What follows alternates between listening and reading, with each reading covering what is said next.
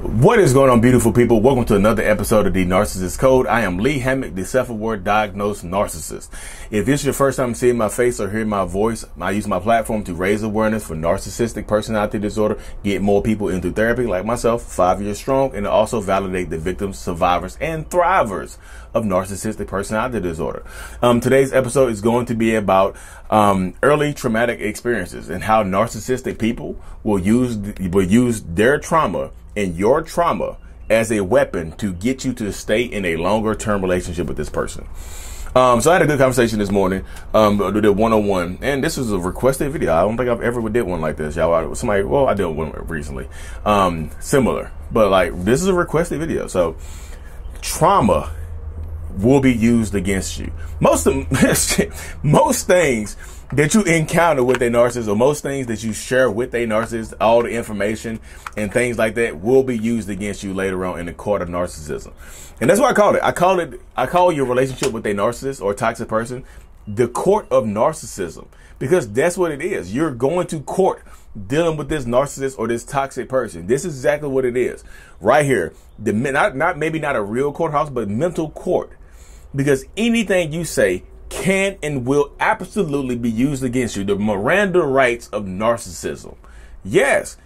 Anything you say, anything you experience can and will be used against you. Anything you go through can and will be used against you. Anything that you put up with can and will be used against you.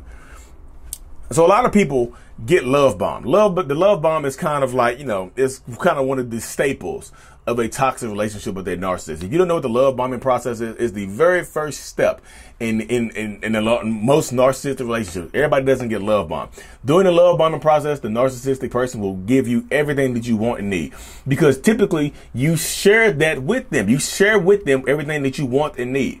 And even if you don't share it with them, guess who has shared it with them? Somebody in their past. So typically, what that narcissistic person is love bombing you with is what they learned from their previous relationships. What they were withholding from their previous relationship, they're going to love bomb you with, or try to love bomb you with, because some people don't like the same things. We understand that right there. Everybody has different tastes. Everybody has different inclinations and likes and dislikes and things like that. So that it might not work to love bomb you with the stuff that the ex wanted and things like that. But another thing, the love bombing gets you attached. But what you don't see a lot of people talking about is when shared trauma can get you attached. If early on in the relationship, one of y'all experiences a loss where it makes you vulnerable. Your grandparent died, your parent got sick or got sick or hurt or injured, something like that. They don't have to pass away, but some type of vulnerable trauma that happens to you or your family, or that happens to the narcissistic toxic person and or their family. So I'm a narcissist. So if my grandma passed away while we were in the beginning stages of our relationship and I was love bombing you, I'm going to use my grandma. Do I miss my grandma? Yeah. But most narcissistic people also see the passing away and that trauma, or your trauma, what you're going through, as an open opportunity to use that trauma to get you closer to me. Yeah, my grandma passed away. So it's like it's like a forgiveness card, because I know I could use this card later on for some forgiveness from you. I can use this as an excuse for my behavior later on in the relationship, or immediately, or previous to this. Cause it's like that trauma right there can be weaponized against you. It just absolutely can. My grandma passed away. That's why I cheated on you. I couldn't contain my emotional state. My grandma, she damn near raised me. My mom wasn't there. My daddy wasn't there. My grandma damn near raised me, and she passed away. So I just decided to go clap some cheeks. And I was clapping cheeks loud enough so grandma might hear it and be proud of me. I'm sorry. Please forgive me. It won't happen again. I don't have another grandma. So grandma can't pass away twice, so it won't happen again. But you have grandmas. I know that was a goofy ass example, but y'all know how my mind works. I gotta add some humor and some substance to it as well. But you see what people deal with when you're going through these narcissistic toxic relationships right there, y'all. Y'all see it, you feel it, you understand it.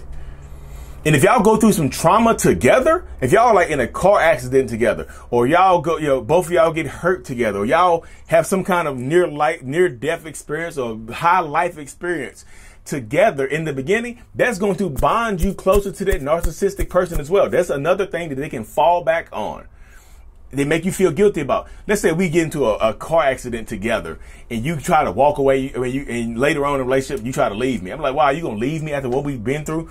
We survived a damn car accident together. We both could have passed away, but we can't survive a little cheating.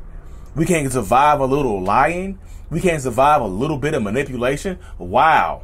I just, I thought surviving and living together and surviving a near-death experience carried more weight than me clapping somebody else's cheeks. Wow. Or putting the cheeks on someone else. Wow. I never thought it would be this way. I never thought you would give up so easily. You see how your shared similar experiences, your shared trauma or something like that can bond you together. Your grandma doesn't even have to pass away. You know what I mean? You don't even have to be in a car accident with me. I could be in a car accident by myself and use that against you later on, because most people know somebody who's been in a car accident. Your mom could have been in a car accident, so you can empathize with me. Oh, I know how that feels. I know how you feel right now. Yeah, my mom was in a car accident, and she immediately, when she survived, she started cheating on my dad. So now, you see how that works right there? And you see how it works right there. Y'all, too much empathy is not a flex. So many people are like, I have so much empathy to give around to the world. Like you got so much damn empathy, you just start floating off the ground. Like you start thinking too much with your empathy, and it like propels you off the ground, and you start goddamn floating into the air with your empathy underneath you as a propeller.